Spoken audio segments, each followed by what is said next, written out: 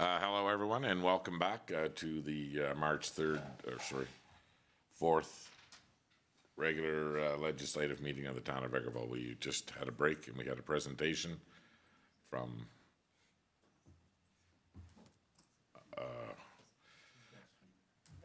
an investor that is from a different time zone. Okay. So we're back to our regular meeting, and next up is CAO Ling and the Ag Society President, Chris Clammer. All right, thank you, Your Worship.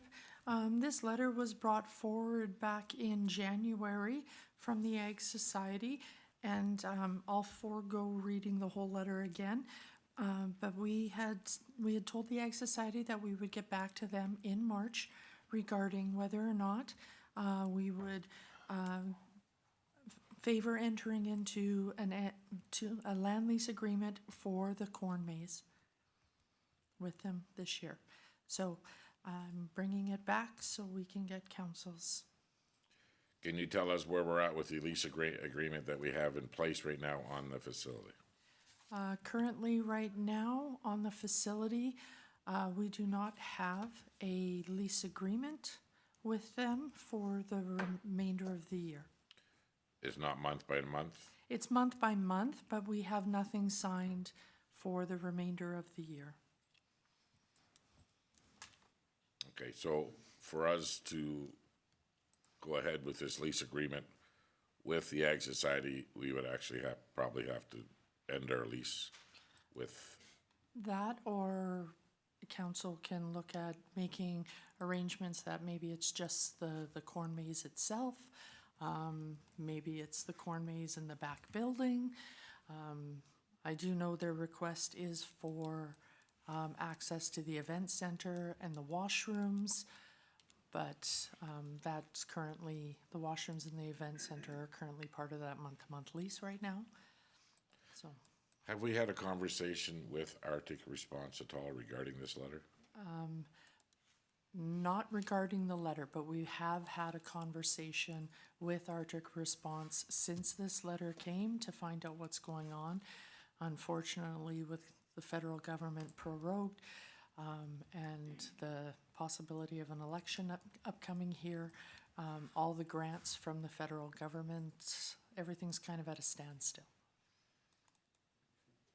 Can I suggest that we reach out to them and let them read this letter and see what their thoughts are? It's a nonprofit. Can they help work this into what's going on there right now? Okay, we can do that. We just had that conversation, and then we can bring that information back to council at the meeting, at Monday's meeting. Yep, we can do that. I'd hate not to ask and them say we could have worked around it. Yeah. Exactly. Yeah. Councillor Barry. Thank you, Worship. It's my understanding that they're interested this year in working with the implement dealers to see if they can, on a rotational basis, year from year, have an implement dealer do the seeding and fertilizing, and then at the end of the year do the harvesting. So they want to try and work it in so that they have other partners. I think the situation, the corn maze itself involves that 8 acres that are out there. It's just that to try and hold the event, then that's when you need the access, because the only road to get there comes up through that area. The parking area is sort of important, because if you try and use the grass area by the corn maze, then you pretty well have to try and do the parking over on the hayland. And then you still wouldn't have the kitchen, but it's, if both groups are there, perhaps Arctic Response can be a partnership with it.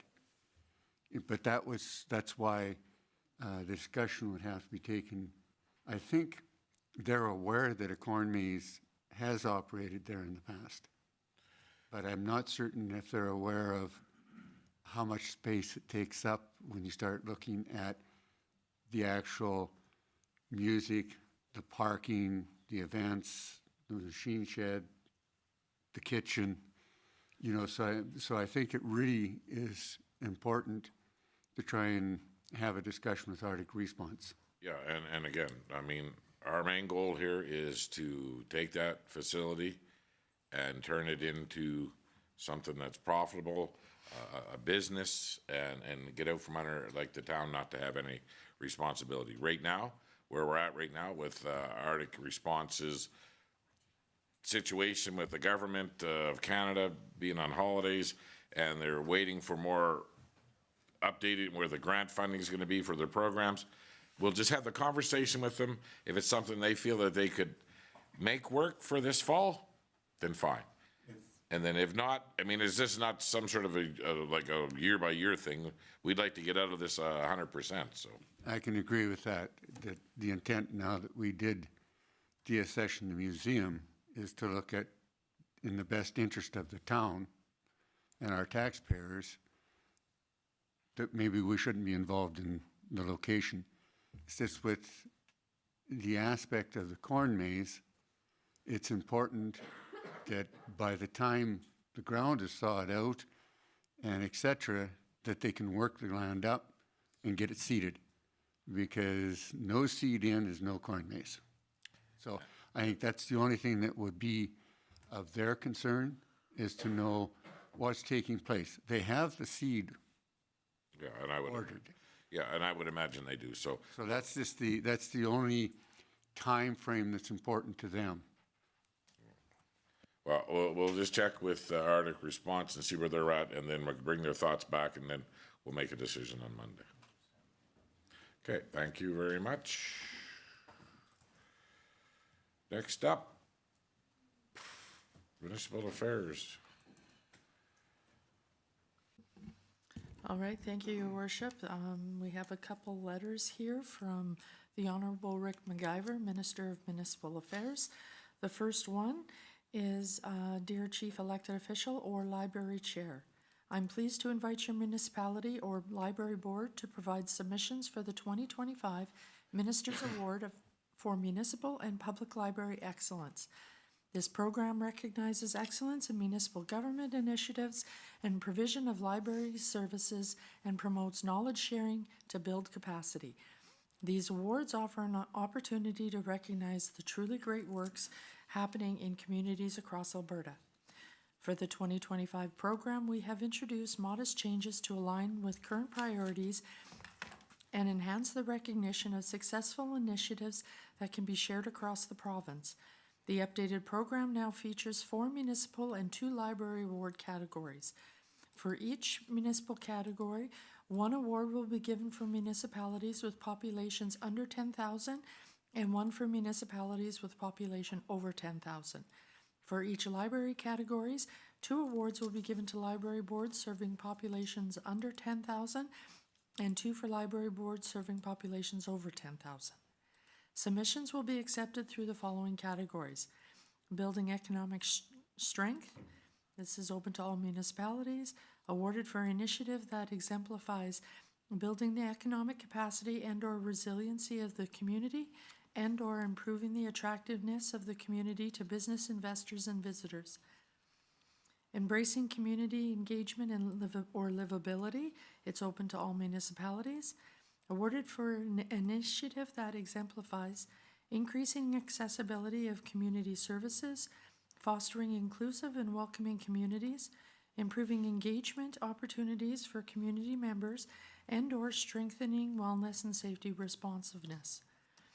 As partnership, which is open to all municipalities, awarded for an initiative that exemplifies enabling a local or regional partnership that achieves results that could not have been accomplished by the municipality alone, generating lasting relationships between partners and or leveraging unique skill sets or resources of each partner. Partners may include municipalities, businesses, First Nations, nonprofit organizations, community groups, and other orders of government. Okay, I don't think we need to read every category, especially the red tape reduction. Shouldn't even be a category, no red tape. Anyway, so last year we applied for one of these awards, correct? Yes, last year we applied for an award under the partnership agreement, and that was the partnership category, and that was with the town's partnership with the Vegreville and area stands with Ukraine. And we were successful. Okay, so this will come to Monday's meeting, and in the meantime, if there's any will of council or anything that we can think of, or that we'd like to maybe, we can't win an award every year, can you? If you apply.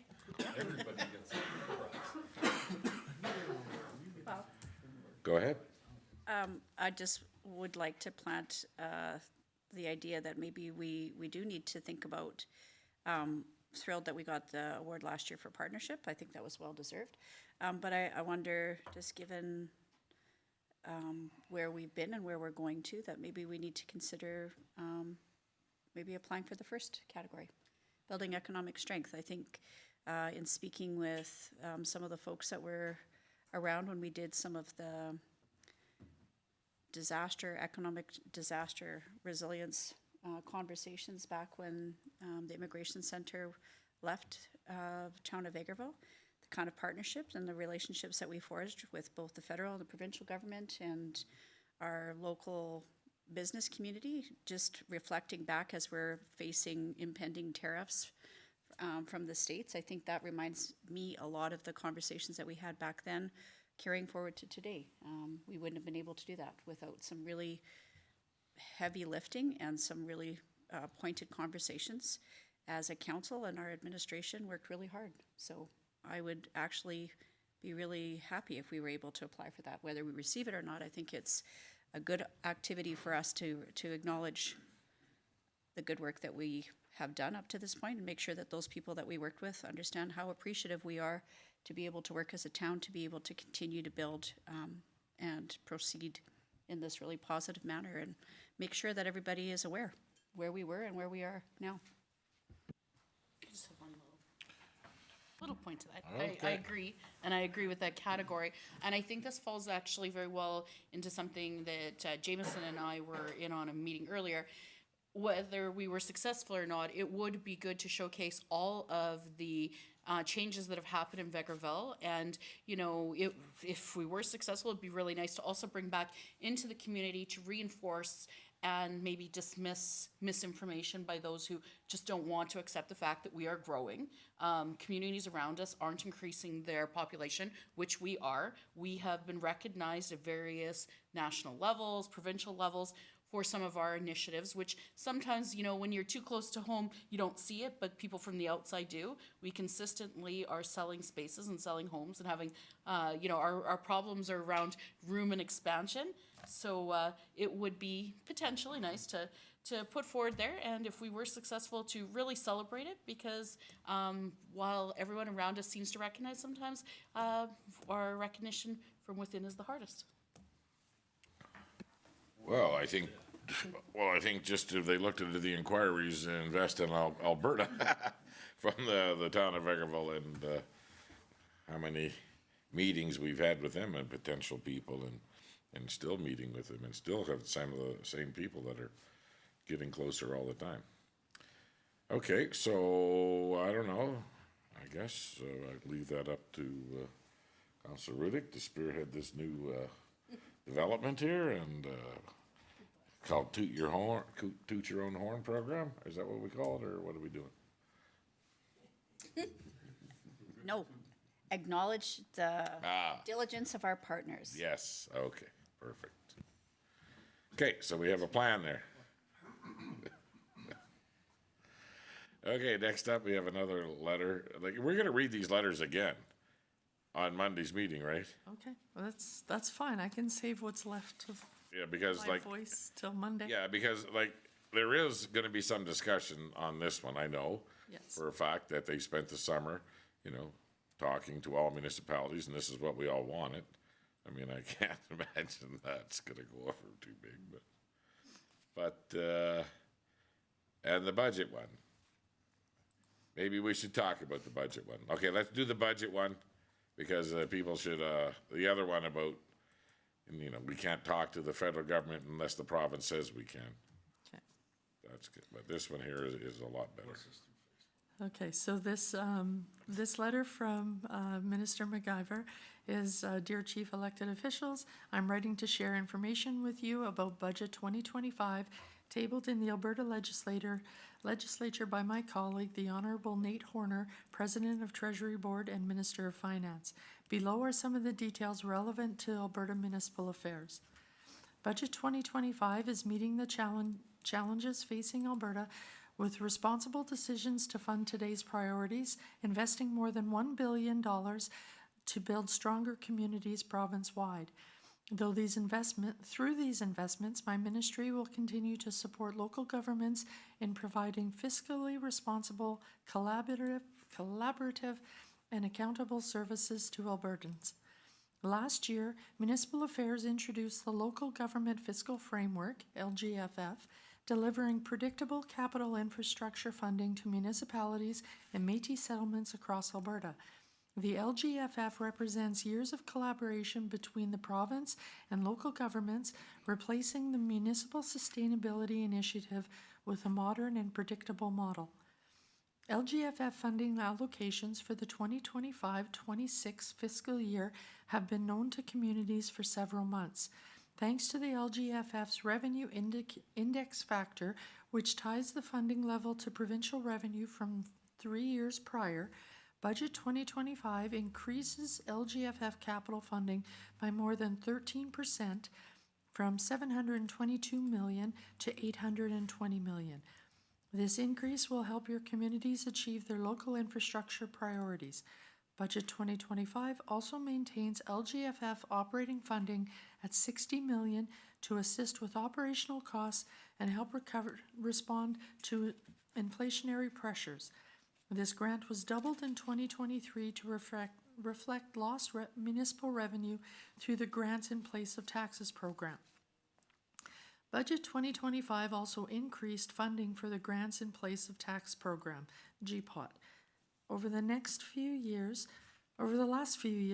we heard loud and clear from municipalities that have provincially run buildings within their boundaries about the needs for stronger recognition of the impact provincial properties have on municipal services.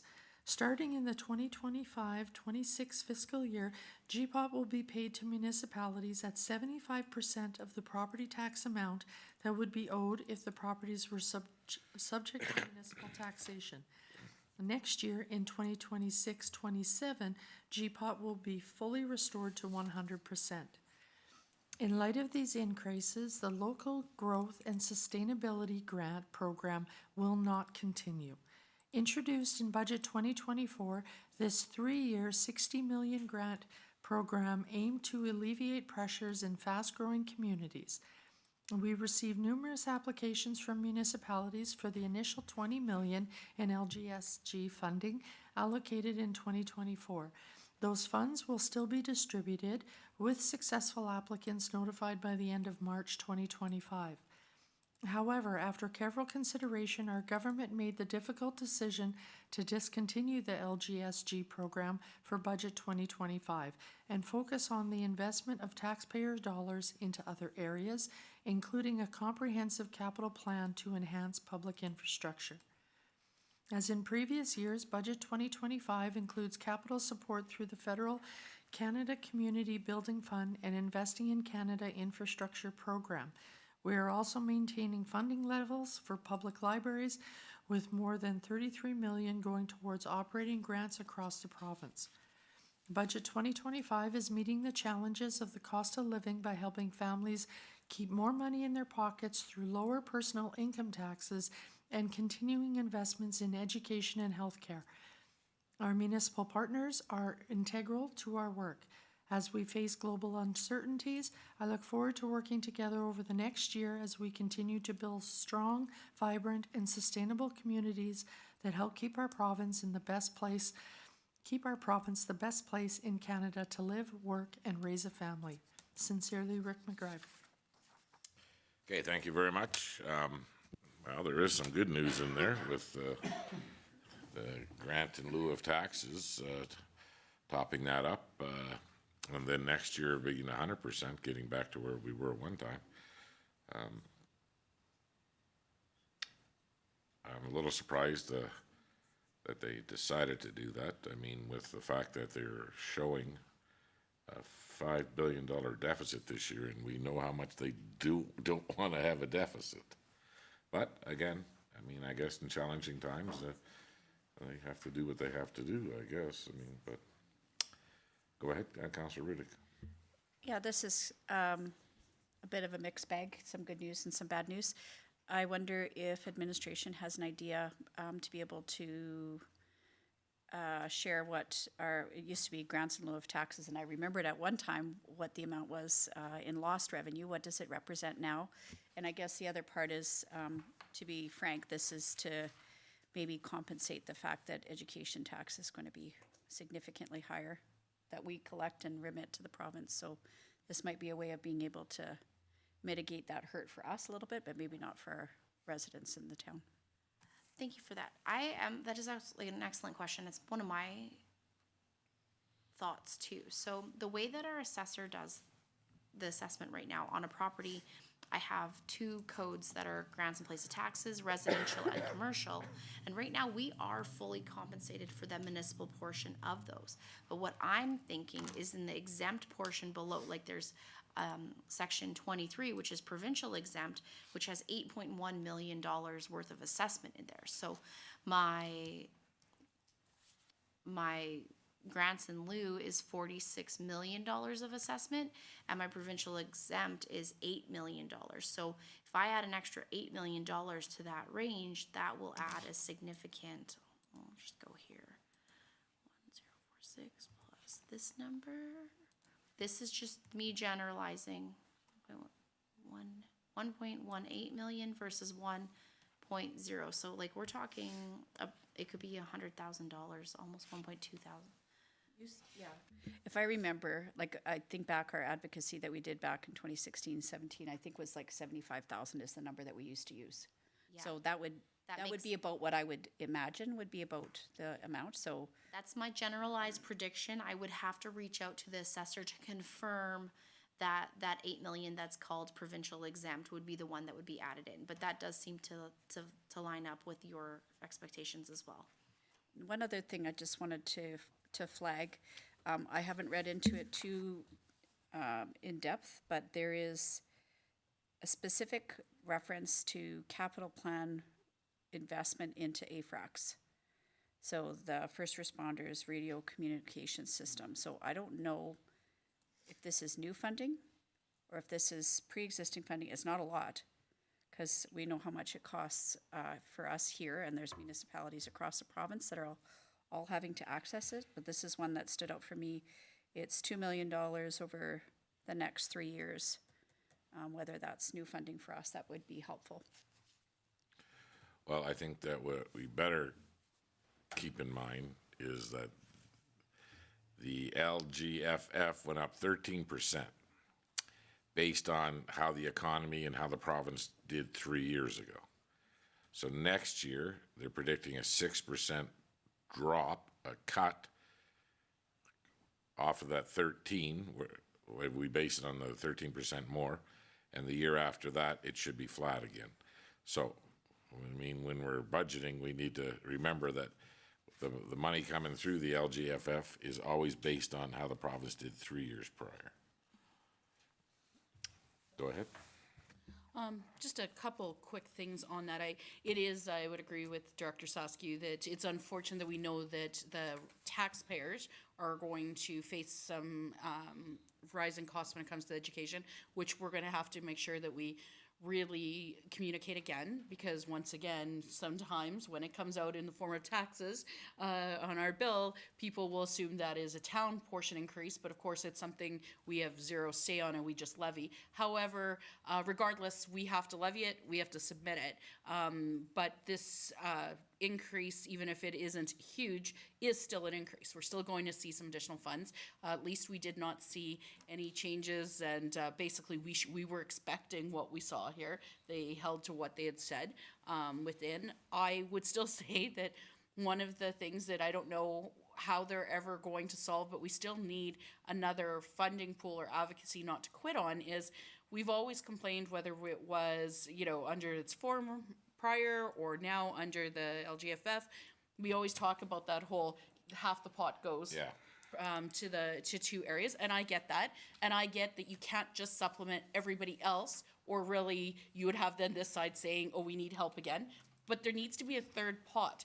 There's one group, and there's not a lot of us in that group, that are continuously struggling more than other ones. And even as rural, just saying rural alone wouldn't help. Not every rural community, they are struggling. I get it. They're doing the best they can for their communities, but not every rural community is a hub that has the pressure of supporting the communities around them. There needs to be some sort of funding within these categories that takes into consideration, and maybe the criteria ends up being that if they house 5 out of 6 of the things that are like provincial level, so this many schools, this many hospitals, this many social, seniors facilities, something that indicates the difference between just blanket rural and us, because we aren't the same. We aren't the same as the next community over when we are in a situation like we are right now, where in our discussion, something happens like the RCMP built. Only the ratepayers of the town of Vegreville took that on, even though it did help, and it did help the provincial RCMP. We have schools that are helping people from multiple counties. We have rec facilities that are from multiple counties. There's got to be a pool for the very small group that hits into there. So, I like sorry. I like your way of thinking. No doubt about it. Done ranting. It's good. I don't know if anybody's read the letter from the MLA from the Lesser Slave Lake District to his own government. Beautiful letter, talking about this government is all for rural Alberta. And why is the special projects? I mean, why the city of Edmonton and Calgary keep getting the majority of the funding, all the special projects? They're funding the demolition of the old Coliseum. I mean, come on, $106 million. We could take a couple of that million of that, and I'm sure we could build ourselves something instead of tear something down. Anyway, this will come up at our next meeting. So we're gonna move around round table, and we'll try to get through this as quick as we can because we got a lot of other stuff to get through. Councillor Lemko, how was your week? Good. I had one call, and it was regarding the dog that is chasing people around town, as well as the dog attacked a tethered dog, and this dog's on the loose, and there's pictures being shown of it. And I know the RCMP and our bylaw was called, so the person would probably like an update if this dog is caught, and that's what the question is. Okay. Councillor Barry. I really don't have anything, so I'll speed it along. Thank you. Perfect. Councillor Rowawa. Only had calls about the water and potential flooding, but it is what it is, and nature is doing its thing, as is the town employees, and I saw them doing their best to move what they could prior to the melting. That's all I got. Perfect. Councillor Rudick. 2 things. I got a call, thumbs up for back alley melt. So 1 positive and 1 negative. So depending where you live, the melt is working well. And I just want to also echo the mayor's comment in passing on my condolences to Norm Winarski's family. I went to school with Norm since elementary school, so we've been a long time friend, and was able to speak with him last week. So I'm really sorry to hear of his untimely passing, and pass on my condolences to all of our staff too that worked with him for a long time. So I just want to make sure, again, that my heart is also attached to the words of our mayor. Okay. Councillor Bullock. Well, the only thing I could comment is the melt, and you forget how warm it was when it just drops to -7 and it feels cool again. But otherwise, I don't really have anything this time around. Okay, thank you. Maybe Councillor Curtis. Nothing from me. Okay, well, very nice. It's been a fairly busy week, that's for sure. There are a lot of questions about our last council meeting when we brought up the rezoning and some of the locations where that'll be at and stuff. And I'm encouraging everybody to show up to the open house that we're having on March the 24th. Thank you very much. Okay, that being said, other than that, that's all I have. So we're going to move on to director highlights, and we're going to start with Director Lefebvre. thank you, Worship. And that was one welcomed roundtable discussion, I'll tell you. Director's highlights, our development department downstairs continues to get inquiries. It's busy. We love it. Spring usually cranks things up a little bit, but just these times it's moving ahead. Our application for another fourplex had come in. It was in an R2 district. We made it discretionary use. All the advertisement went out. It came back. There was no issues whatsoever. Now they're excited to quickly move forward with development permits and building permits being issued this week. So we'll be seeing yet more of that type of development. So we're happy with that. And also ready to moves also are being inquired about quite regular now. So that's also a good thing, because let's face it, we need some housing. Let's go to something else. Business licenses were due on February 28th, so that deadline is passed. Unfortunately, we have a good number this year of resident businesses that have still not paid or for their 2025 business license. As of March 1st, obviously, there's a 25% penalty's been added. And then notice of penalty will be sent out next week. And then after that, by April 1st, we start working with the bylaw department to visit personally and either remove licenses or fine for operating without a business license. And we don't want to go there, it's not what we want. So just if you've forgotten about it, now is a good time to clean that up and pay for it, and we can take your name off the books. If you remember our Riverside Cemetery Bank Stabilization Program, I know you all do. It was very well received by so many, and one especially was the NSWA, the North Saskatchewan Watershed Alliance. And Jill Peterson had reached out from them to let us know that there was a program that Lakeland College was hosting. I just want to read it to you so I don't get it incorrect. She's asking if she complimented the video and the program in itself, and then was wondering if the town of Vegreville was interested in getting this project showcased as a project on the ground on the Riparian Web portal. We have an exciting opportunity for a staff member like yourself, and she's referring to Coordinator Giles, to work with an environmental science student or students at Lakeland College. So there's 4 steps. I'll tell you how it works. On February 6th, which is really soon, they're launching the contest by contacting Lakeland College's trained environmental science students with project coordinators like Brianne. These students will serve as ambassadors for the RWP, that's the Riparian Web portal, and help highlight your projects on the portal. So on February 6th to 13th, we'll be contacted to the school, set up a virtual meeting. They will come ready with questions about your project, and will provide you the information they'll need to upload into the portal. It's a great learning opportunity for the students, as they get real examples, since they're in that field, of the timelines, challenges, people involved, logistics, and technical details that be required to carry out something like this. And mid-February, the students build their Riparian Web portal project, and will contact back and forth with us to see what challenges we had and how things went. And then the big day is on March 24th, 25th, students present their projects at the Lakeland College Vermilion campus. And they've asked for representatives to come and watch the presentation, because there will be prize winners will be announced for the best project. So we're really hoping this carries through with that. So our bank stabilization project continues to pick up steam in a positive light for Vegreville. So.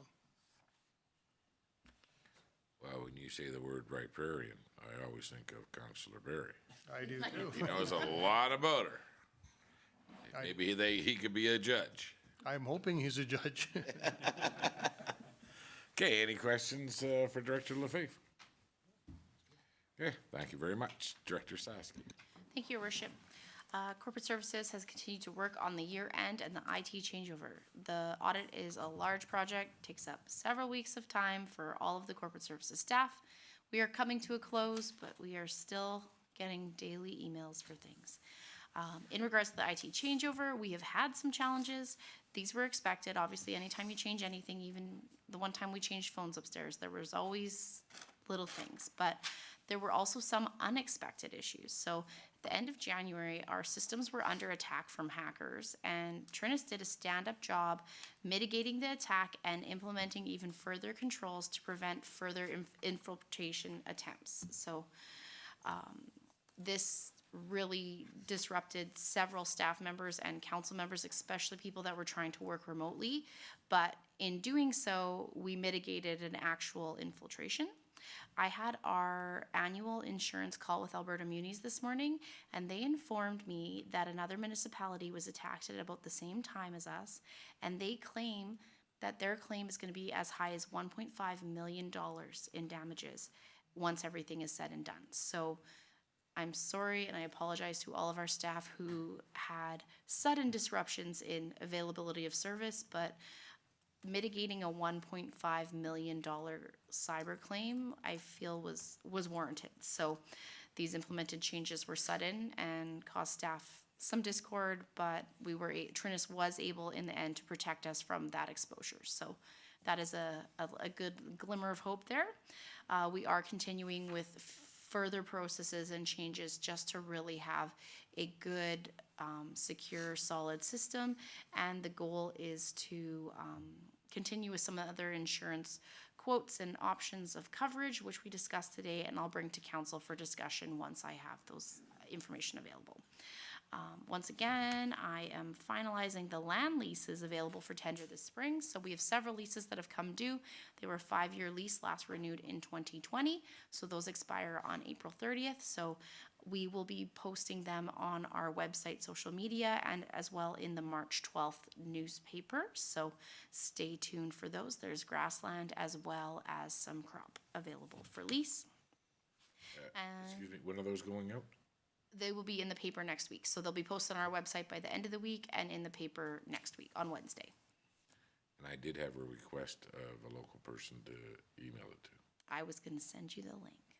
Okay, thank you. And then other highlights include attending meetings with the new library manager, attending meetings with the library board, and then the emergency management exercise. And I also completed the STIP final submission for our Southeast 17 grant reporting. The grant was fully spent in 2023, and that submission was due by the end of February. So that's all I've got. Okay, thank you. Any questions? I guess that firewall that we call my password probably helped everybody out. Thanks. Okay, thank you both. Next up, CAO highlights. Okay, I know I've been a little light on my highlights, but I'll still quickly go over a few things. Over the past little while, I've been working with the legislative administrator, with Leslie, on preparing for the upcoming 2025 election this fall. We ran an ad for a returning officer in this past week's newspaper, and it's gone out on socials, so we should be working on getting a returning officer hired in the next little while. Also, our elections page is up and running on our website. It is under Government 2025 election, and for all of those out in the YouTube world watching this, if you're interested in running, please make sure you hand in your notice of intent to run form. Had a meeting with Northwest College on healthcare training in rural communities. The corporate services director and I met with the new library manager. We had a whole bunch of us attended our regional emergency management training exercise, which took place over a day and a half. We saved the town, but not without its challenges. I met with minor hockey along with the mayor and Councillor Warwa. Meeting with member of council and the library board members, and I've spent time yesterday with the departments of the town.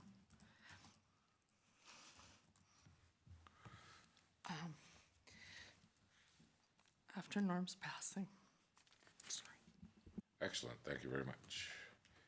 I would like to make a recommendation that we no longer invite Director Saskew to any more emergency planning things. during an audit, during a lot of other stuff that's going on, because I felt terrible dragging her out of everything all the time, and I don't know if she should be in charge of anything else when it comes to trains rolling in town. I mean, we gotta write a check, we can write a check, but I did recuse myself a couple did? of times. I did, McKinley had a funeral to attend that day, so I was in and out. I covered for her while she was away. At one point in time, Sandra was texting me, "Where did you go?" I said, "The mayor called." okay, well, we gotta keep a close eye on this. There's only so many emergencies we can have every year. Okay, well, thank you all. I guess everybody knows what's going on. Alberta Muni's coming up. Hopefully there'll be some carpooling. And the rest of the regular dates here. So, is there any other business of council? Seeing none, we do have 2 closed session items. One's a follow-up from the earlier one, and one other one has to do with the land as well. So, at this time, I would like to take a motion to go back into closed session. Councillor Lemko makes the motion at 5:18. All those in favor? Carried. If you guys would like, we could have a short